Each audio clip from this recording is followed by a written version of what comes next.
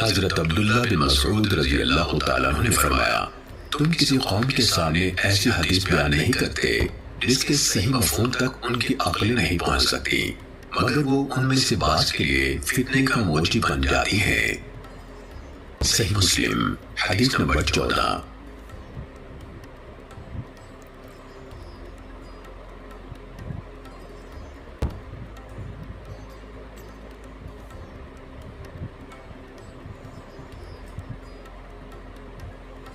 ابو حاری نے ابو عثمان مسلم بن یسار سے، انہوں نے ابو ہریرہ رضی اللہ تعالیٰ عنہ سے، انہوں نے رسول اللہ صلی اللہ علیہ وسلم سے روایت کی کہ آپ نے فرمایا میری امت کے آخری زمانے میں ایسے لوگ ہوں گے جو تمہارے سامنے ایسی حدیثیں بیان کریں گے جو تم نے سنی ہوں گی نہ تمہارے آبا نے، تم اس خماش کے لوگوں سے دور رہنا۔ صحیح مسلم حدیث نمبر 15۔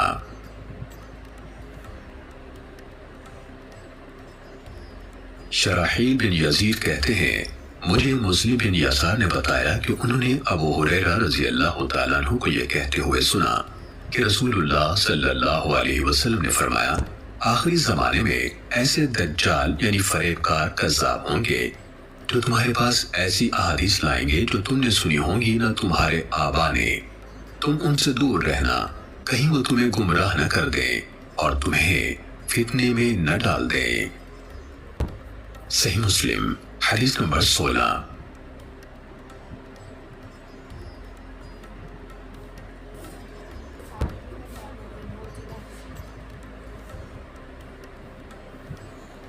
عامر بن عبدہ سے روایت ہے، کہا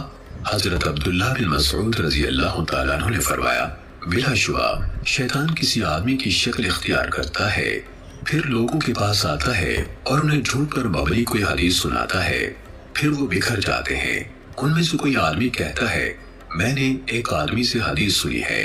میں اس کا چہرہ تو پہچانتا ہوں پر اس کا نام نہیں جانتا، وہ حدیث سنا رہا تھا۔ صحیح مسلم حدیث نمبر 17۔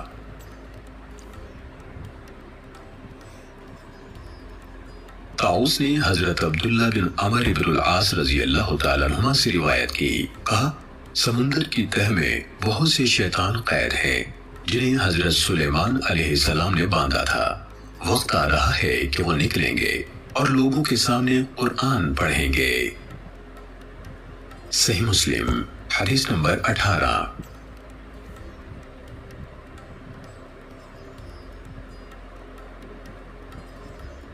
ہشام بن حجیر نے طاؤس سے روایت کی، کہا یہ یعنی ان کی مراد بشیر بن کعب سے تھی، حضرت ابن عباس رضی اللہ تعالیٰ عنہ کے پاس آیا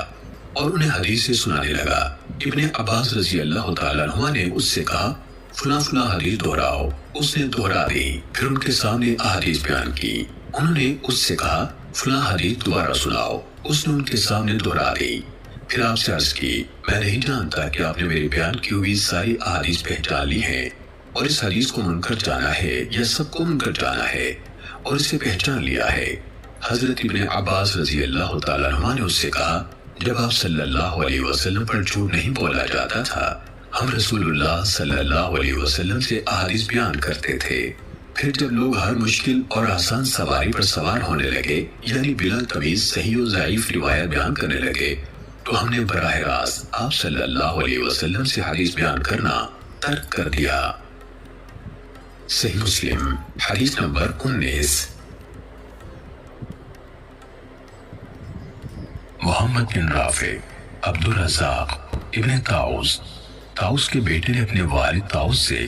انہوں نے حضرت ابن عباس رضی اللہ عنہما سے روایت کی، انہوں نے کہا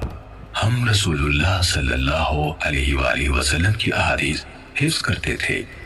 اور رسول اللہ صلی اللہ علیہ وآلہ وسلم سے مروی حدیث کی حفاظت کی جاتی تھی، مگر جب سے تم لوگوں نے بغیر تمیز کے ہر مشکل اور آسان پر سواری شروع کر دی تو یہ معاملہ دور ہو گیا، یعنی یہ بعید ہو گیا کہ ہماری طرح کے محتاط لوگ اس طرح بیان کردہ احادیث کو قبول کریں پھر یاد رکھیں۔ صحیح مسلم حدیث نمبر 20۔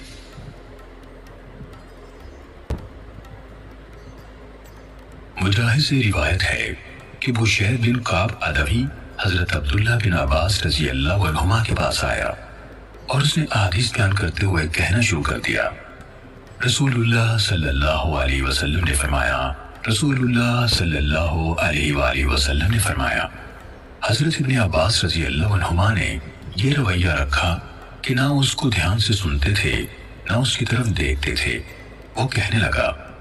اے ابن عباس، میرے ساتھ کیا معاملہ ہے؟ مجھے نظر نہیں آتا، کیا میری بیان کردہ حدیث سن رہے ہیں؟ میں آپ کو رسول اللہ صلی اللہ علیہ وآلہ وسلم سے حدیث سنا رہا ہوں اور آپ سنتے ہی نہیں۔ حضرت ابن عباس رضی اللہ عنہ نے فرمایا، ایک وقت ایسا تھا کہ جب ہم کسی کو یہ کہتے سنتے، رسول اللہ صلی اللہ علیہ وسلم نے فرمایا، تو ہماری نظریں فوراً اس کی طرف اٹھ جاتی اور ہم کان لگا کر غور سے اس کی بات سنتے۔ پھر جب لوگوں نے بلا تمیز ہر مشکل اور آسان پر سواری شروع کر دی تو ہم نے لوگوں سے کوئی حدیث قبول نہ کی سوائے اس حدیث کے جسے ہم جانتے تھے۔ صحیح مسلم حدیث نمبر 21۔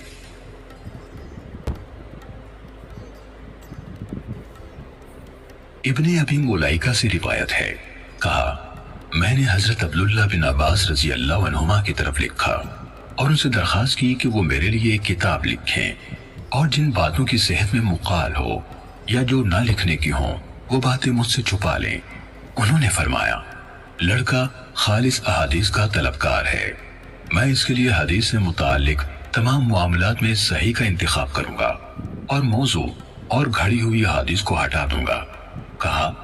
انہوں نے حضرت علی رضی اللہ عنہ کے فیصلے منگوائے اور ان میں سے چیزیں لکھنی شروع کی، اور یہ ہوا کہ کوئی چیز گزرتی تو فرماتے، بخدا یہ فیصلہ حضرت علی رضی اللہ عنہ نے نہیں کیا سوائے اس کے کہ خدا نخواستہ وہ گمراہ ہو گئے ہوں، جبکہ ایسا نہیں ہوا۔ صحیح مسلم حدیث نمبر 22۔